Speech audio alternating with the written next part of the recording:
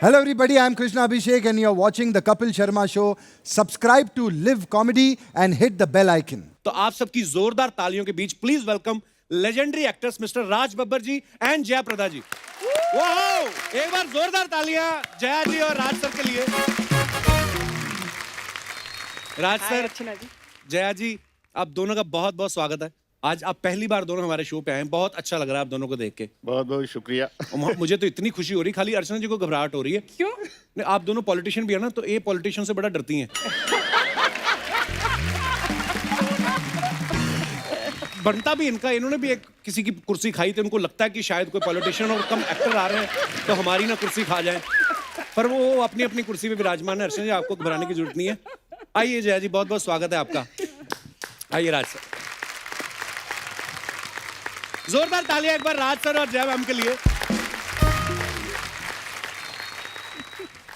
Ma'am, आप बड़ी प्यारी लग रही हैं। Sir thank you. मुझे तो लगता है कि आपको देखते ही प्यार हो जाता है इंसान को। ऐसे मैं मतलब ऐसे बोल रहा हूँ, मैं कभी कभी हैरान होता हूँ कि आपके सामने लोग चुनाव में खड़े कैसे हो जाते हैं।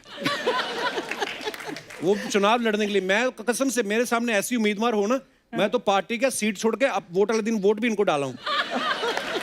काश ऐसा होता तो बहुत अच्छा होता। राज सर, आपका मन नहीं कभी किया अपनी पार्टी छोड़ के इनकी पार्टी में चला जाए? दरअसल मैं इन्हीं के साथ था, लेकिन इन्होंने निकाल दिया मुझे तो याद नहीं है। ओह, पर सर अब आज हमारा सौभाग्य कि आज आप हमारे शो पे आए हैं मैम। कपिल जी, इस लॉकडाउन के अंदर जी, मैंने महसूस किया और एहसास किया कि मैंने आपके शो में ना आके कुछ ज्यादा नुकसान किया है। ओह सर, क्या मैं सच कह रहा हूं इस बात को, क्योंकि मेरे घर में मेरा बॉस आपका बहुत बड़ा फैन है। अच्छा जी। हाँ जी, मेरा बॉस मेरा नवासा। अच्छा, वो नाश्ता नहीं करता जब तक 1 घंटा 1.5 घंटा 2 घंटा इनका शो नहीं देखता। वाह, कितने मतलब बुद्धिमान बच्चे पैदा हो रहे हैं आजकल। कितनी अच्छी चॉइस है उनकी, देखिए। कपिल जी, एक बात मैं बताना चाहती हूँ कि हमारे काफ़ी दुनिया में फैंस होंगे, लेकिन आपको पता है कि हम सब आपके फैंस हैं। अरे मैम, बहुत क्या बात है, बहुत बड़ी बात है हमारे लिए। ये बात सच है कि इस प्लेटफॉर्म में आने के लिए सभी इंतज़ार करते हैं, क्योंकि आप खुशियों के जादूगर हैं आप। वाह। और इस महंगाई की समय में आप खुशियों को फ्री में बांट रहे। कितनी कितनी प्यारी बातें बोल रही हैं सच आप। बोल रहे हो, ये तो सच्चाई है। और मैं ही नहीं हूँ, मेरे परिवार सभी आपके शो देखते हैं और इतना पसंद करते हैं। तो मैं हमेशा आपको बताना चाहती थी, लेकिन आपने आज मौका दिया। मैम, आपने हमें आज मौका दिया है, हम तो बड़ी देर से चाहते थे कि आप हमारे शो पे आए। तो क्या पहले तो उस फिल्म के बारे में बताइए राज सर, कैसी फिल्म है और आप दोनों क्या किरदार निभा रहे हैं उसमें?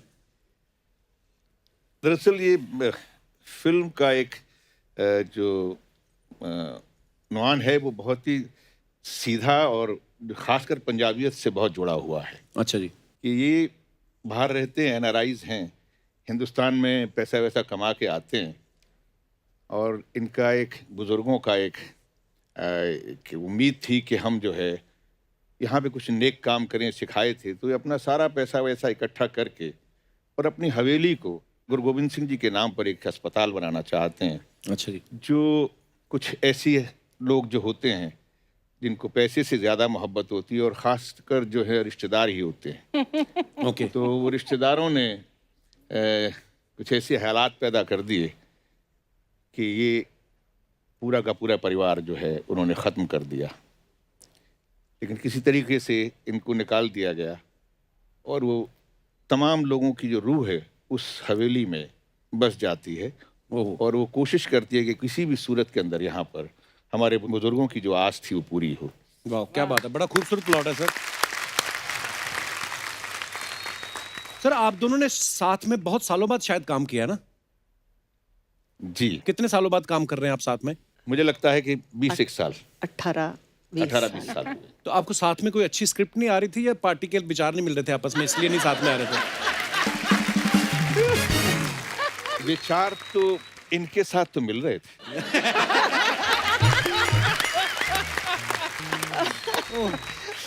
और अच्छा। इनके और हमारे विचारों में कभी ऐसा लगा नहीं कि हम तो जहाँ भी मिले अच्छे विचारों से मिले। अच्छे विचारों से ही मिले हैं। अच्छे विचार होते हैं लेकिन समाज नहीं लेकिन इकट्ठा होने देता। पार्लियामेंट में ऐसे हाय नमस्ते राज जी नहीं, कभी-कभी गले भी मिलते थे हम लोग, ऐसी बात कहीं नहीं। ऐसे राज जी ऐसे ऐसे देख के हाय जी यार। राज सर, हमने सुना भी था कि 80s में सब हीरोइंस जो चाहे जीनत जी या पद्मिनी जी सब बोलते आपके साथ काम करना चाहती थी। तो मैं सोचता था कि यार मतलब क्या राज सर उनको पेमेंट ज्यादा दिलवाते हैं या अपनी भी दे देते हैं उनको? तो मेरे दिमाग में आ रहा था, मैं कभी मुलाकात होगी तो मैं पूछूंगा। आपका सोचना भी सही है, मुझसे तो ज्यादा ही पैसे मिलते थे उनको। जया जी, मैं आपसे ये नहीं पूछूंगा कि आप फिल्मों में कैसे आई, कैसे ब्रेक मिला। मैं ये पूछना चाहता हूँ साउथ वालों ने आपको छोड़ा कैसे? कोई कौन जाने देगा कि हमारी हीरोइन वहां जाए, है ना? कैसे कैसे आना हुआ आपका? वो जाने नहीं दिया। वाकई आपने जो प्रश्न सही पूछा। जो सरगम ओरिजिनल वर्जन थी वो सिरसिर मुआ, ओके उसको रीमेक किया था हिंदी में। ओके और एनएनसीपी साहब और विश्वनाथ जी डायरेक्टर, उन्होंने मुझे रिकमेंड किया था Okay. जो हिंदी वर्जन के लिए। वैसे मुझे एक बहुत बड़ी एंट्री मिली। I am thankful to NNCP साहब एंड विश्वनाथ जी। वाह। जी। अच्छा, सरगम में आपका किरदार था वो बोलता नहीं था। बिल्कुल। तो मैं ये भी पूछना चाहता था आपसे कि मतलब वो पहले से स्क्रिप्ट में ऐसा था कि उस समय आप हिंदी की प्रैक्टिस करी तो आपने खुद ही म्यूट करवा दिया था कि मेरे को अभी म्यूट रखो? नहीं, ओरिजिनल वर्जन में भी वो गुंगी कैरेक्टर थी ओके और इसमें उसी को रिपीट किया था। Okay. लेकिन जो कैरेक्टर में हम लोगों को जो एक्सप्रेशंस देना है और सामने वालों को भी समझ में आनी चाहिए, तो उस तरह का शुरुआत में मुझे बहुत तकलीफ होती थी। पर बड़ा मुश्किल होता है, बिना बहुत। बोले आपने अपना किरदार निभाना है। जी, विश्वनाथ जी मुझे स्कूल्स में लेके जाते थे। अच्छा जी। तो वहीं से प्रैक्टिस करती थी मैं, उनको देख वाह। के, उनके जो एक्शंस के, उनके मूड्स को और उनके आवाज को।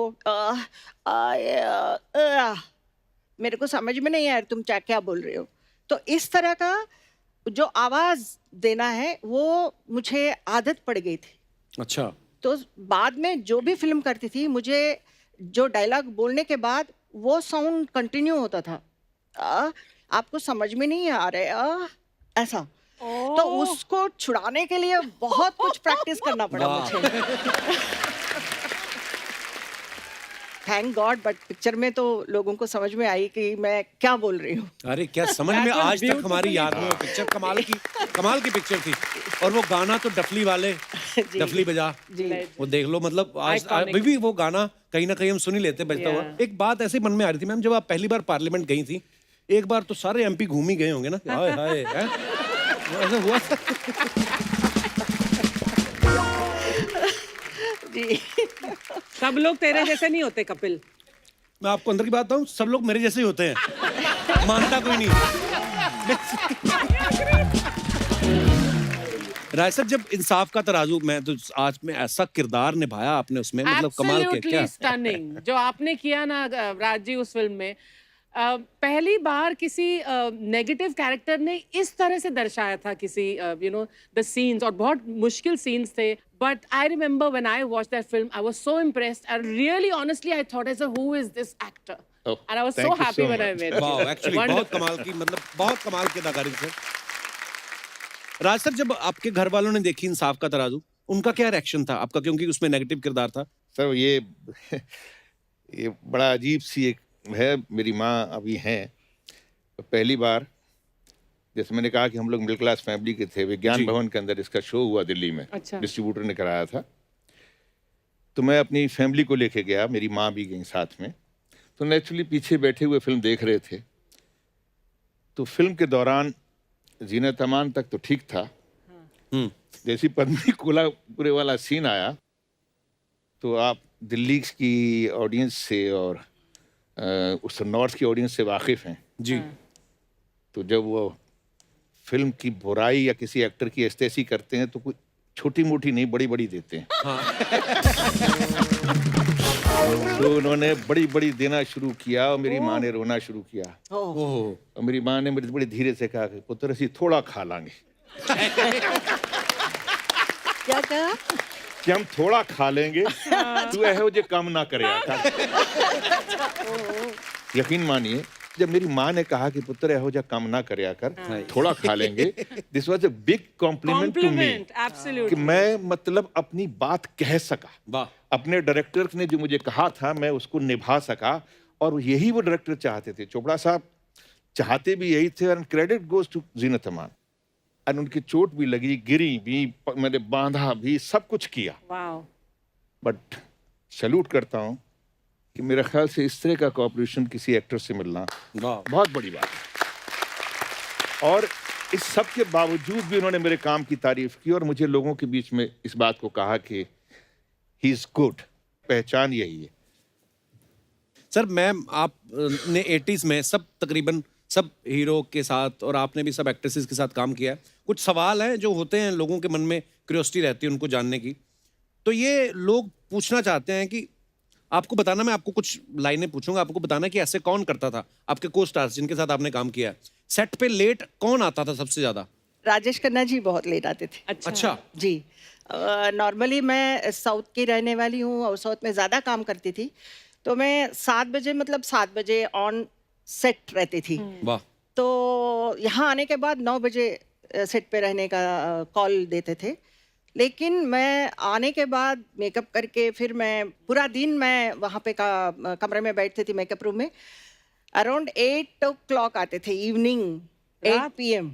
वाह फिर आने के बाद बड़ा पाव खाते थे, उसके अच्छा। बाद फिर शूटिंग होता था। एक शॉट 9 बजे पैकअप। वाह सुपरस्टार, क्या बात है। आपके साथ भी कभी ऐसा कोई एक्सपीरियंस हुआ है सर? सब लेट होने का, देखिए आप कोई लेट आए या कोई लेट जाए उससे फर्क नहीं पड़ता, आप अपने उस वक्त को कैसे इस्तेमाल करते हैं। और मैं समझता हूँ कि मैं बड़ा खुशनसीब हूँ कि मेरे जो सीनियर को स्टार थे, वो अगर मान लीजिए सुबह 9 बजे की शिफ्ट है तो वो 2 बजे आए या 3 बजे आए, जब तक मैं 2 शिफ्ट करके आ जाता था। अच्छा वाह अक्सर ये होता था कि मैं लेट आता था। वाह। मैं 5 शिफ्ट करती थी, अच्छा ओह गॉड 5 शिफ्ट yes. करती थी एंड ऑल स्टार्स। तो शराबी फिल्म के लिए मतलब ऊटी से मैं ट्रैवल करके इवनिंग में ट्रेन में ट्रैवल करके I used to reach Chennai. Chennai में मैं एयरपोर्ट में नहाती थी, वाह नहा के मैं फ्लाइट में बैठती थी। Then I used to reach Coimbatore. Coimbatore में मेकअप फ्लाइट में करती थी। तो इस तरह मैं मतलब मैनेजमेंट करके वहाँ पे भी मतलब उनको मना नहीं कर सकती हूँ। बट साउथ में भी ऐसे ही कि टाइम पे आना है। There all big heroes, you know, icons, NTR, Rajkumar sir, ये सब। तो उनके साथ मेरा कंपैरिजन, तो मैं अभी छोटी बच्ची हूँ, लाइक 16 साल की, 17 साल की हूँ। So I was like, you know, panic हो जाता था। लेकिन it is a load but it is a pride. वाह। तो मैम फ्लर्ट सबसे ज्यादा कौन करता था हीरो? बोलो। राजी वो आपकी तरफ देख रही हैं। She's नहीं, looking नहीं। at you. मैं बहुत शरीफ था इनके लिए। राज जी बहुत अच्छे थे। इनके लिए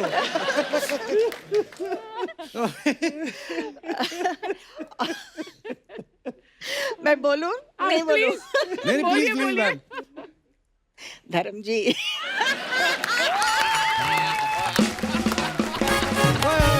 धर्म भाई I love you. Healthy flirt होता है। हेल्दी मतलब धर्म जी को देख के मुझे बहुत डर लगता था। लेकिन उनके साथ काम करने में मजा आता था। और बहुत ही अच्छे हैं, बहुत ही अच्छे हैं।